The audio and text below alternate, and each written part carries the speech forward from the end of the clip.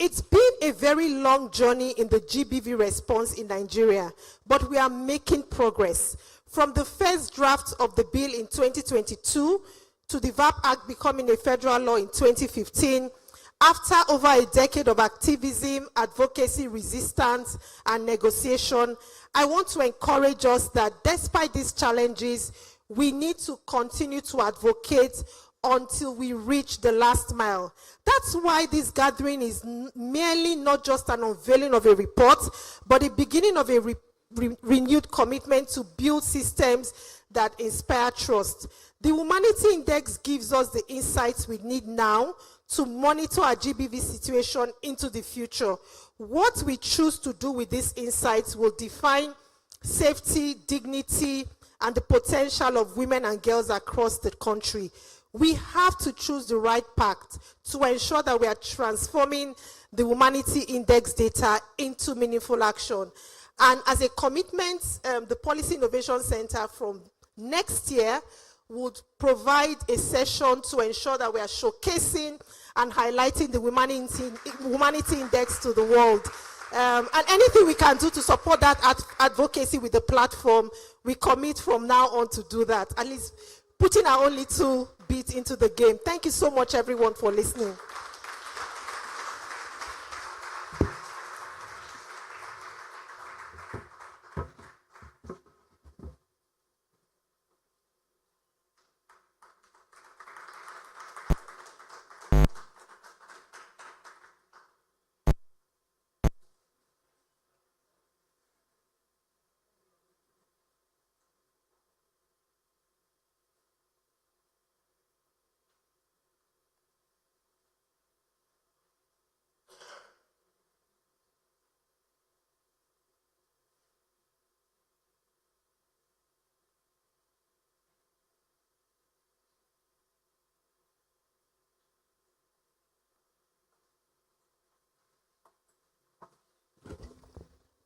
Okay, so why I gave the little pause is there's a documentary that's supposed to be playing right now, but I think they're still trying to put it together.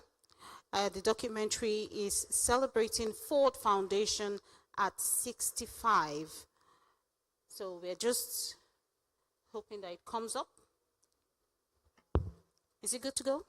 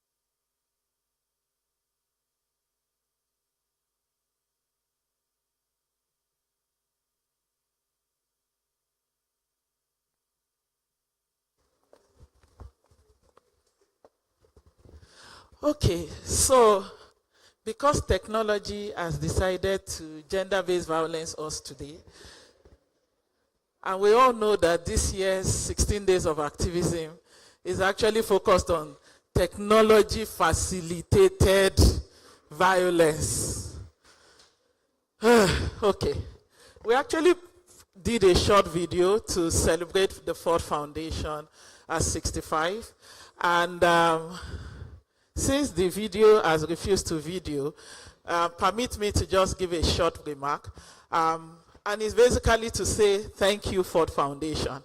And we at Invictus Africa are huge beneficiary of your belief in social justice in Nigeria, but one that is driven through evidence. Since the video did not play, I'm going to invite a member, actually, Mr. Yinka Ogunubi, please come up with the stuff. And then permit me to also invite up Dr. Chichi Aniagolu Okoye and Onyemobi. I saw her somewhere.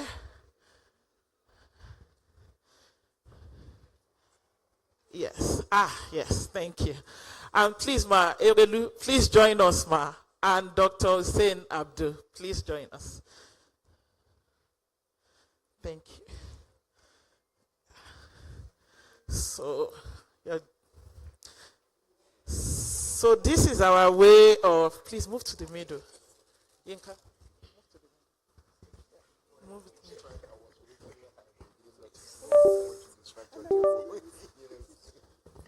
So I'm going to ask Erelu, Fayemi, and Dr. Hussein to just say a very brief word in appreciation of the Ford Foundation at 65, and we all collectively present this little plaque. Thank you, Bouquet.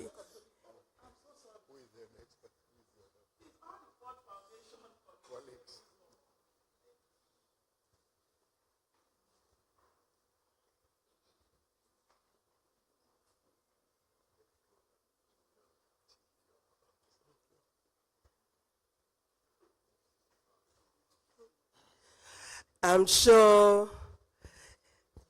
many people are surprised that the Ford Foundation West Africa office is celebrating its 65th anniversary. They have been around for a long time. And that means generations of activists, of policymakers, of academics who they have supported quietly behind the scenes. I am proud to say that I'm one of them, and many friends and colleagues that I know. I consider myself to be a child of the Ford Foundation because my first interaction with Ford was over 30 years ago. So, Dr. Chichi, congratulations on this amazing milestone. And thank you for your leadership, for ensuring that the Ford Foundation continues to be the gold standard when it comes to social justice philanthropy. All our other social justice funders in the room, when it's your anniversary, will say the same things about you. But for the Ford Foundation, you are simply the best. Congratulations and thank you.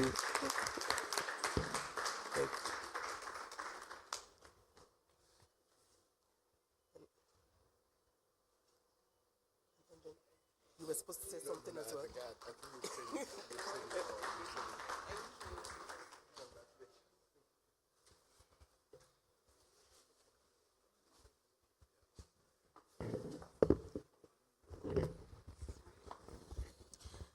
A very big round of applause for Ford Foundation for all the work they've done, the support they've given. It's not easy to have stood by this cause.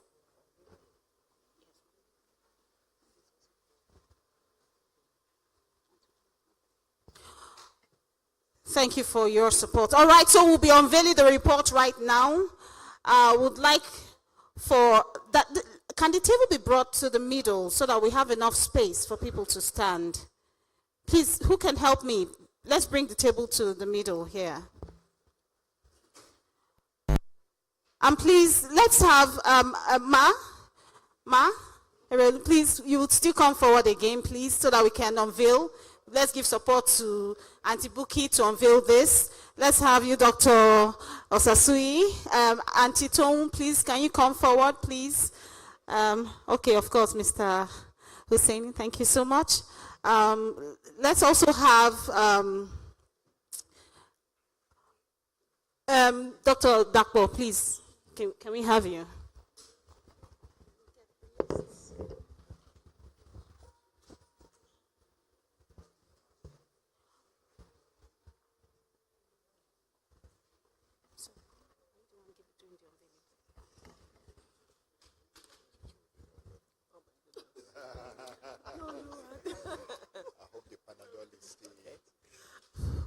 On behalf of Invictus Africa, I am proud and honored to unveil this year's Womanity Index 2025.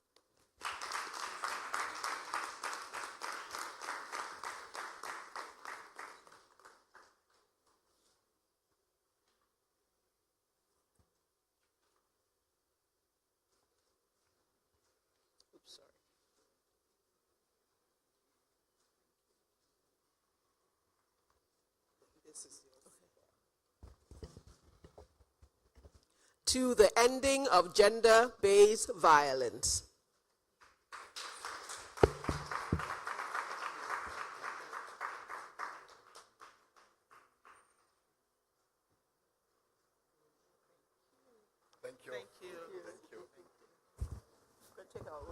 Oh, yes. So we are going to, the team is now going to distribute the report. Just to quickly say that what you are getting, this is a 400 and something page report.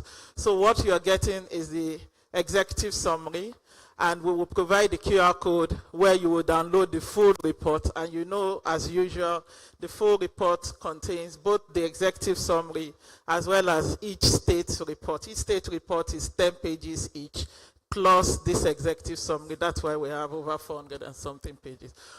But you know, all of our funding will end, will finish if we print 400 and something pages for everybody here. So please understand and kindly we will provide the QR code for you to download it. And I think actually the QR code is somewhere in here. It's actually in here, so you get a copy. Thank you.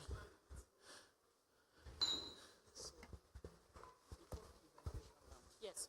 Okay, so we'll have a presentation of the report. Antibuki, of course, you'll be a part of it. We have Mr. Gabriel Mobogu, please. Can you come forward, Mr. Gabriel? And also Damilola Onamano. Is Damilola here? All right, please come forward. Mr. Gabriel, please come forward. Let's have the presentation of the Humanity Index Report 2025.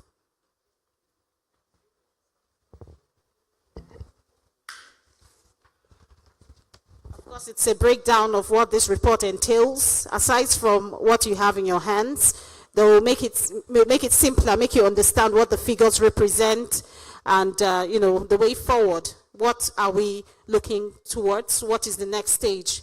What do we do next? All right, Mr. Gabriel. Good afternoon, distinguished guests, representatives of civil society organizations, developmental agencies, and permit me to stand on the existing protocol. I also want to thank you for taking out the time to join us even for today's launch.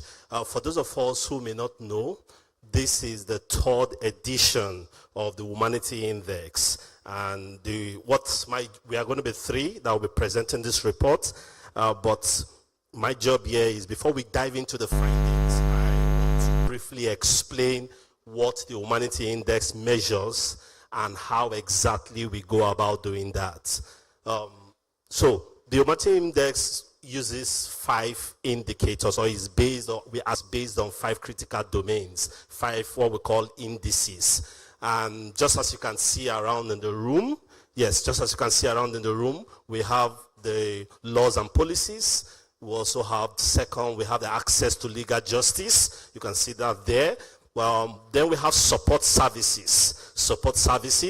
Then we have information and awareness. I seem not to have seen that here in the hall. Oh, it's here. Okay, information and awareness. Okay, 2 in 1. Then last but not the least, which happens to be the basis for every other thing, is what? The budget and spending.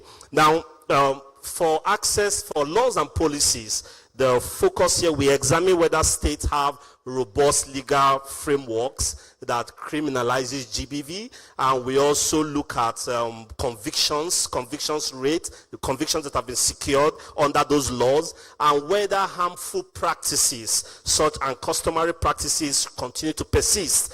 Then under access to legal justice, our focus is to evaluate how states are effectively going about prosecuting GBV cases. So talking about their reporting system, their prosecuting system, enforcement, how they go about enforcing the laws. Then also legal aid. We understand that most GBV survivors, or many times, are unable to afford lawyers. So the availability of legal aid services, state-funded legal aid services, the coverage of those services are very important. And we also know that when it comes to enforcing laws, the structures, the infrastructure needed to enforce those laws, talking about specialized structure like the family support unit, the human rights decks, dedicated GBV courts, dedicated GBV law judges. So these are things we examine even across the state. We also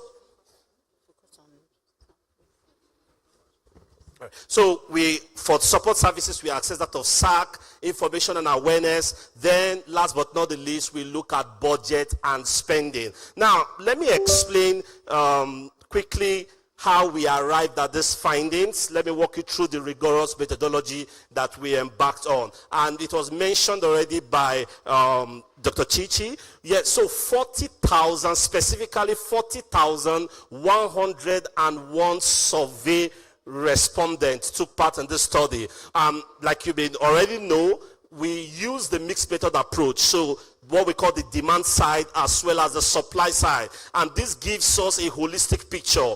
We are interested in knowing what exactly is the government doing. We are also interested in knowing how that effort has translated into impact on the part of citizens, on the part of residents. So with this study, we conducted it using 263 field enumerators, went out into the field to collect the quantitative data. Then 37 states research consultants. These provided leadership at the state level. And then at the national level, members of the data and research team at Invictus Africa and other relevant staff of Invictus Africa. We call ourselves the central coordinating team, and we were 8 of us. Now, how did we go about it? Data was collected from 399 local governments across the country, and that is literally more than half of the 774 local governments around the country. So this gives you an idea that the data here is representative and can be generalized. That's why we can say 3 in 5 Nigerians. Then we used, how did we select these persons? We use what we call the multi-stage stratified cluster sampling method. Don't worry about that big grammar. The whole idea is that we follow the process to ensure that we are not just concentrating on one part of the country or one part of a state or one part. We'll make sure that we have a good spread across the 774 local governments in Nigeria. And what it amounted to is that for each state, we had a minimum of 1,000 persons who were surveyed. 321 key informant interviews were conducted, and we spoke to officials from the Ministry of Women Affairs, Ministry of Justice, Ministry of Education, the Nigerian Police Force, legal aid councils, court officials, FIDA, so civil society. I thought you would clap for Invictus Africa. Going around the country and speaking to these officials, because we want to know exactly what the government in each state is doing. We've collected for the 36 states, of course excluding FCT, we analyzed their budget, and this was done in partnership with Budget Foundation. Please, can we appreciate Budget Foundation for the role that they played in this methodology? I will now hand over to the Executive Director, who have provided leadership in this journey, to present to us what we found. Thank you. Next slide, please. We call Gabriel Prof. He's the professor in the office. Thank you. Next slide. So I'm just going to talk about the data highlights. Next slide. Just basically the things that we found. If you remember, for those of us who were here last year when we launched the 2024 edition, we introduced the GBV context component in 2024. And here you would see that in 2025, based on data that we collected, 51% of Nigerians who have experienced gender-based violence experienced intimate partner violence. What that tells you is that intimate partner violence is the most prevalent form of gender-based violence in Nigeria. 3 in 5 Nigerians, that is 59% of Nigerians, either experience gender-based violence themselves or they know someone who did. Now, the other thing we found is that 61% of Nigerians prefer informal systems to seek support when they have experienced gender-based violence. These people go to families, 34%, friends or neighbors, 10%, employers or colleagues, 3%, religious leaders, 5%, or traditional leaders, 9%. That's the spread of where people choose to seek help when they have experienced gender-based violence. This adds up to 61%. Only 34% of respondents chose to seek help from the police. Now, you will notice that there is a 2% who would go to lawyers. So I was making a joke in the office when we were analyzing this data that if lawyers have to depend on GBV cases, they will not eat because it's just 2%. And then there's a 3% that said that they will not seek help and that they did not seek help. What that tells you, again, is that 3% is not just small. Just 3% of 40,111 gives you an idea of people who say that if they experience gender-based violence, they are not going to seek help. 76% of gender-based violence incidents happened in the home. Shola, what was the figure last year? 63%. I asked Shola because Shola has read the Humanity Index back to back 2 times. So she has all the figures in her head. Now, 76% of Nigerians who experience gender-based violence experienced it at home. 29% experienced it in public spaces. 25% in schools. 20% in workplaces. Now, 40% of gender-based violence survivors chose where they seek help. Now, where is the place where people seek help the most? What's the informal sources? Now, 40% of those who sought help chose where they went to seek help on the basis of trust. Now, can you see a connection? That I choose to seek help on the basis of trust, and where do people seek help the most? Family. Yet, there's a data that says that where does gender-based violence appear the most? Do we see the connection? Next slide, please. Laws and policies, we found that 1 in 2, 49% of Nigerians are not aware of the GBV laws. When we did, which is one of the reasons why we put the VAP implementation survey report. I think we put the executive summary in this folder for you to see what we found when we also did the VAP implementation survey earlier this year. 49% of Nigerians are not aware, right? Now, 63%, even though 59% of Nigerians have either experienced GBV or know someone who has, 63% say that they have never heard anyone who have been convicted of GBV. Now, you can think of the effect of somebody not knowing anyone who has been convicted of GBV. It means that they believe that this is a crime that can fly and that people just easily get away with it. 61% of Nigerians believe that customary or religious laws are enough to prevent and respond to gender-based violence, which is where I must acknowledge the work that Ford Foundation is doing with leaders of faith and culture. Because if 61% of Nigeria believes that this is where they can get prevention and response, it means that we need to empower that system. Access to legal justice, 68% of Nigeria prefer formal justice for GBV cases, yet 59% are not aware of the legal support that they have in their state. 63% of Nigerians do not know anyone who has been convicted of gender-based violence, meaning nearly 2 out of 3 have never seen or heard of any legal punishment for this crime. Now, fewer Nigerians feel safe. This data usually surprises us every year. 55% of Nigerians, fewer Nigerians feel safe testifying in GBV cases. That was 61% in 2023, but it dropped down to 55% in 2025. But that 55% is a huge number because it tells you that if people who saw or who can testify, if they are not coming forward, and you know if you are seeking legal justice, what is the most important thing? Evidence, and that evidence you usually get it also through witnesses. So if 55% say that even if they experience it, they are not going to come out, then we are in trouble. Next slide, please. In relation to support services, Dr. Chichi has mentioned some of these. The fact that 74% of Nigerians have not heard or visited any active shelter or SAC, right?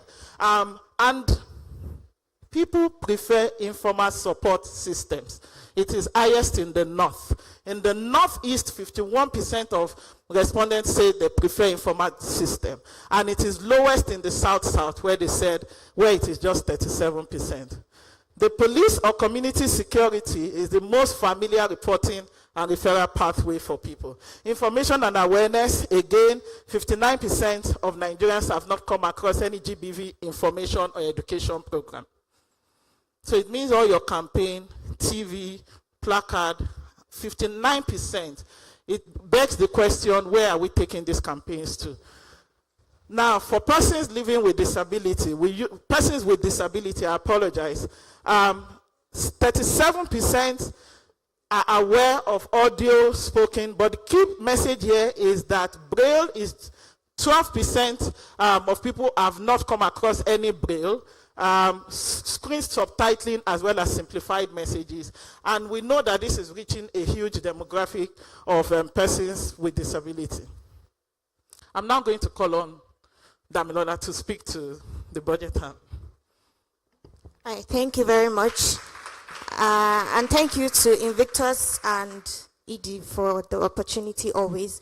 Looking at budget and spending, I'll say this year we have quite a bit of improvements, especially given that some components of the methodology have been tweaked.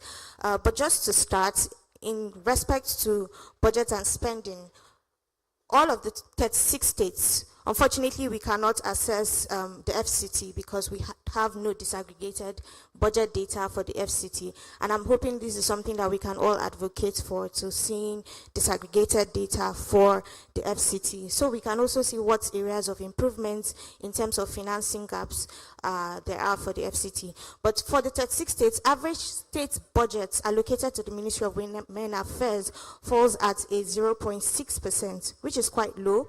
We only have about 6 states that have above 1% that goes to the Ministry of Women Affairs. That's Adamawa, Borno, Katsina, Kebbi, Ondo State, and Sokoto State, which have allocated at least above 1%, and then the rest falls between 0.1 and a 0.9. So if we have a good state budget, but the priority that's going to women affairs is below 1%, this is a body that is created to not just tend to women economic empowerment, women issues, but also tend to gender-based violence. We know that investments towards this sector or towards these issues are not being properly prioritized. Aside just the allocation, in terms of budget performance is also quite low. Despite the fact that we have less on prioritization, we also have less on performance, with states averagely performing 39%. We have only 5 states that have performed above 85%. So when Gabriel was giving the methodology for budget and spending, there is a component that speaks to state performance. So if you perform above 85% of your allocated budget, we can say, oh, you're a blue state. And we have just Lagos, Yobe, and Delta states performing above 85%. We have Niger and Akwa Ibom between 70%. Then there were other states like Ondo State, Anambra, Rivers, and Adamawa that had less than 10% performance in year 2024.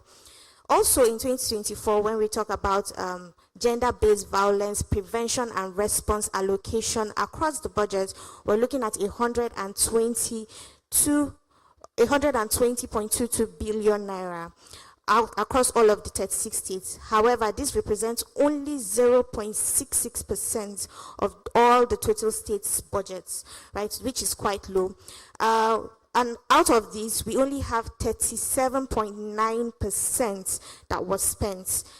When I say spent, that's the performance, what's the monies that were releases. And this gives us a very big highlight to the problems of cash backing, fund releases, monitoring and evaluation, and basically translating policy intentions to actions. We need stronger institutional financing, stronger financing institutions to ensure that we're not just allocating the money. We can say, oh, allocate 5% to women affairs, allocate 10% to women affairs, allocate 20% to women affairs. But if you're not performing, you are not spending, and your performance does not show forth on an annual basis, then it means that we're just speaking and we're not making any impact. Just to give a brief more context, this year we had more states have specific GBV line items. Last year we had 25, in 2023's Humanity Index we had 25 as well, but this year we have 31 states that have GBV line items, although implementation seems to also be the issue. So in terms of prevention, awareness, advocacy, we had about 22 line items, but with allocation of about 1,000,000,008, and spending was only 164 million, which was about 16% implementation. In terms of SACs, trauma centers, situation rooms, DNAs, forensic centers, and all of that, we had 35 line items, but only 18% implementation.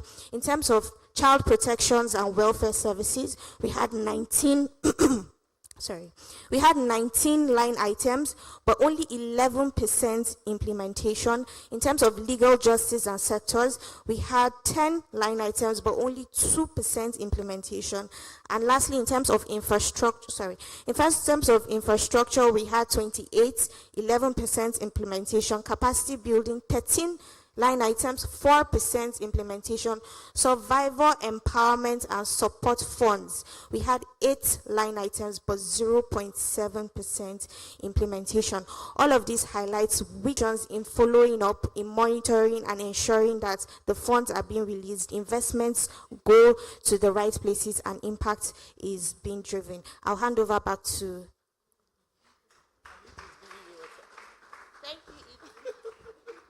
Next slide, please. Next slide. Next slide. Because of time, I'm not going to go through this, but you will see it in the report. Basically, this is a national GBV context that we gathered. Of course, the top part is, the demography, and then that part is where Damilola just spoke to. And this index part, you will see how, again, like Dr. Chichi said earlier, we have 18 indicators. And in this index part, we showed how nationally we performed in relation to each of those indicators. We can't dive deep into the report here, but by the time you read it, you will understand what each of these is. In terms of national GBV context, we've talked about some of it. 59% of Nigerians have experienced GBV. I've spoken to some of these earlier. Go to the next slide, please. I've also spoken to this. So what we did here, because this is 3 years since we started Womanity Index, we decided to do sort of like a year-on-year kind of assessment in the last 3 years. GBV context was not introduced, so which is why the GBV trend you will see. So I asked Shola earlier, how many people have experienced gender-based violence in Nigeria? Based on the 2024 Womanity Index, and she says 63%. That's what you have there.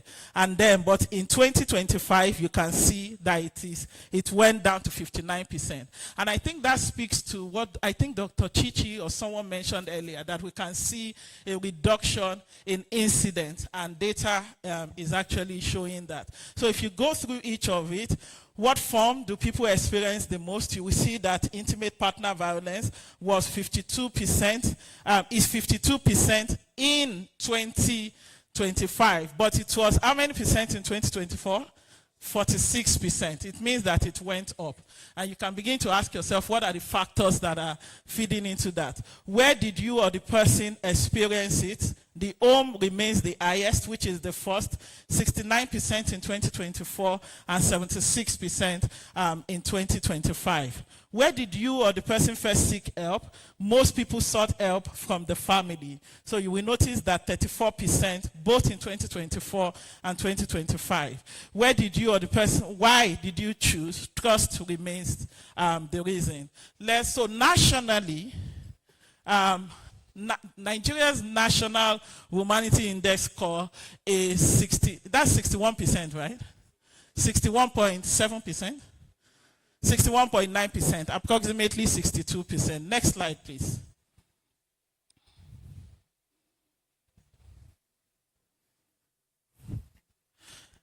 Yes, we also did across each of the indices how Nigeria performed. Are you aware of the laws and policies? I've spoken to some of these. 49% are not aware. Do you think customary? I've spoken to some of these in the data highlights. But when you go through the report, you can into this data. Next slide. Again, year-on-year trend for the last 3 years. Next slide. Now, regional grades and ranking. Let's go to the next slide. And then here you will see how, Nigeria performed regionally. So in terms of the overall grade map, you will see that the Southwest and the South-South are the only green states. All the other regions are amber states. But when you now come down to each of the indices, you will see that we have more states in green when it comes to laws and policies. All of the states in all of the regions, are amber in access to legal justice, and you see the same trend. Surprisingly, in relation to support services, Southeast is red in relation to support services. We then also did regional rankings based on, each region and based on each of the indices. Go next. This is not where I am going. So we then did, again, state rankings based on regions. So for instance, in North Central, Kwara State is first, is not in North Central, but overall national rank, Kwara State is fourth. When you come down to Northeast, Borno State is first. You'll be shocked to know that Borno State has the highest allocation to the Ministry of Women Affairs in their budget, 2.3%. Borno State. Most of the states allocate between 0.1 to 0.9% of their budget to Ministry of Women Affairs. That tells you something. If the ministry that has the primary mandate for GBV prevention and response, they are only having to do with 0.1%, 1%, 2%, it begs the question, how much. Erelu guided me on something when we did the first humanity index, that we can't use just the Ministry of Women Affairs budget to say this is how much a state is allocating to GBV prevention and response.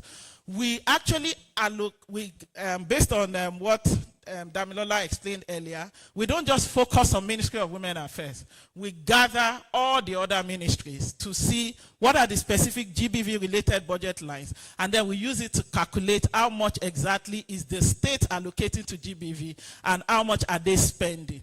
And we realize that even when you add all the other contributions from other states, it is still not up to 1% of what is contributed to the main ministry that has the primary mandate. If you come to Northwest, Sokoto is first, Southeast, Ebonyi is first, South-South, Akwa Ibom is first, Southwest, Lagos is first, Ekiti is second, and then we go on. And then you can now see how states perform across each of those indices. Next slide, please. So, go to the previous one. Okay, yes. Next one. Next one.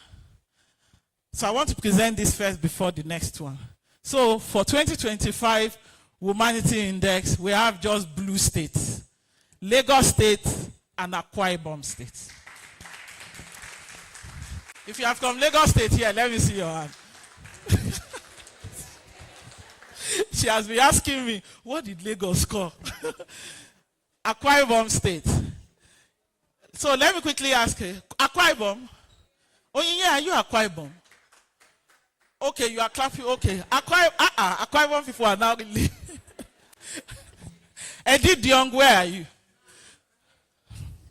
When Edith Young got to know that Akwa Ibom came second in Humanity Index, we have not rested in the offices then. Everybody has been in trouble. When Shola opens her mouth or she will say, shut up, you did not come first or second. So we are still in that trouble because Edith State is a blue state, But, well, this is the overall ranking. We are reviewing, let me quickly say, we are reviewing the Humanity Index methodology and scoring again. And this score will not be this generous moving forward. But I mean, Zamfara is the only red state. And we have just three, at the bottom we have three states that are not doing well, but we have more green states. I wish I showed the 3-year maps. First Humanity Index, we saw more red states. Last year, we saw more amber states. This year, we are seeing, even more amber states, but you can see, a lot more green states, even though we have only 2. So, again, Zamfara is the only. So, go back to that initial slide, please. So this is what it looks like nationally. So you will see here, that's the same thing that you have on the map, but we put it this way for you to be able to see, you know, what the growth or what the percentage is visually. And then it goes down there. But this one, we decided to show the percentage year on year for each state. We didn't arrange this one we arranged this one alphabetically and not according to scores because we just wanted to show. So for instance, Abia State in 2023 was 59%.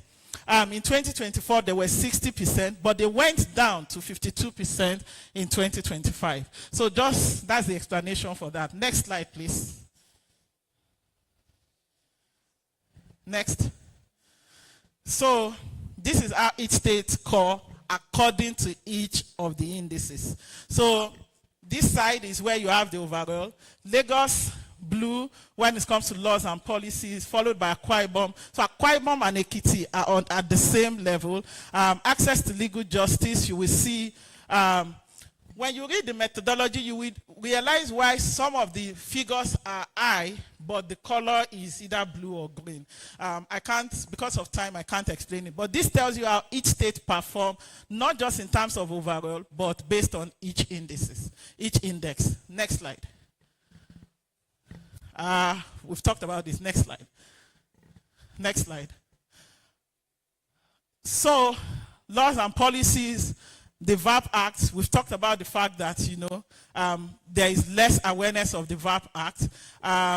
People don't know about convicted cases, and Nigerians are increasingly relying on informal, you know, justice system. Next slide.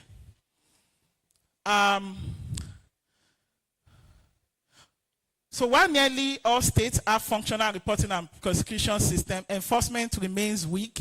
59% of Nigerians are unaware of state legal support. And then, of course, 56% still believe that traditional and religious institutions help survivors better in obtaining justice. Next slide.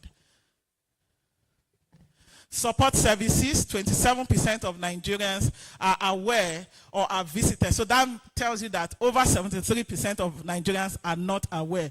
No state in Nigeria recorded having any active facility in all of the local government areas. Maybe when we do the panel, you will listen to how Lagos is bridging this gap through their approach. Only 18 states have structured or coordinated GBV reporting and referral pathway. We will show the documentary in the end. Because of time, we had to show it at the end. But you will see how this lack of reporting and referral pathway is a major issue for GBV survivors. 45% of Nigerians express preference for informal support systems. Next slide, please. And then, of course, I've talked about this before. Next slide. We've also talked about the key find. Next slide, please, for budget and spending. Next slide. Recommendations. Next slide.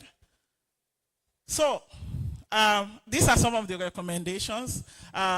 We believe that GBV laws still need to be translated in simpler languages for people to understand. We need more functional SACs.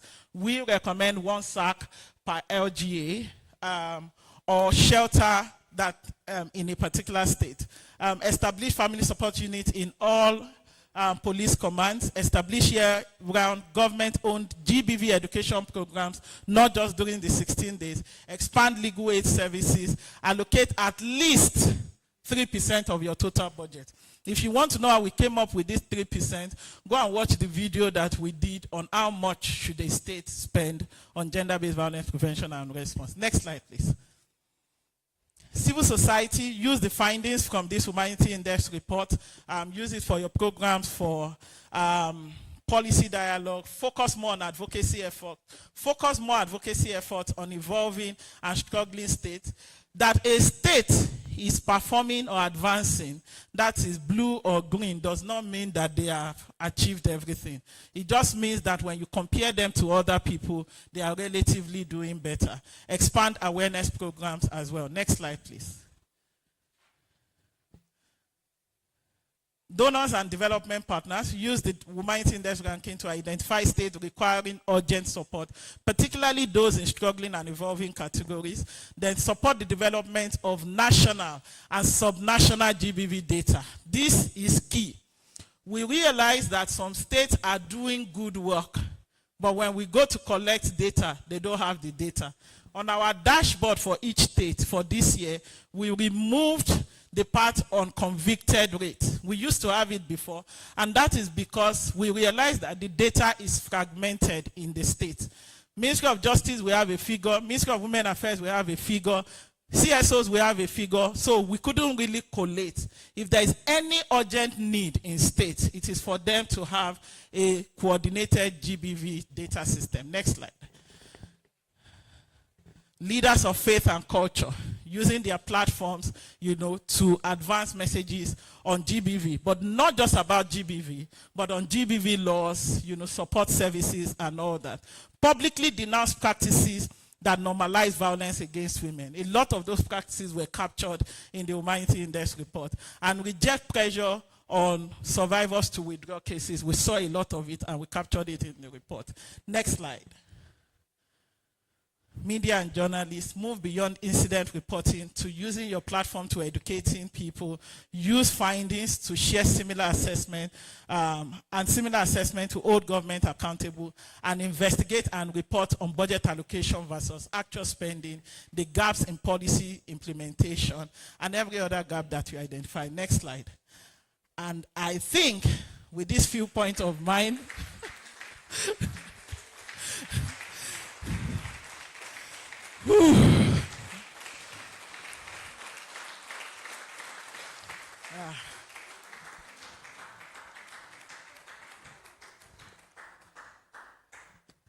I must admit that this year's Humanity Index stretched us. First, we wanted to do at least 1,000 per state. We wanted to go above 38,000. And this is over 589% increase from what we had in the first year. And the first year was just 5,819.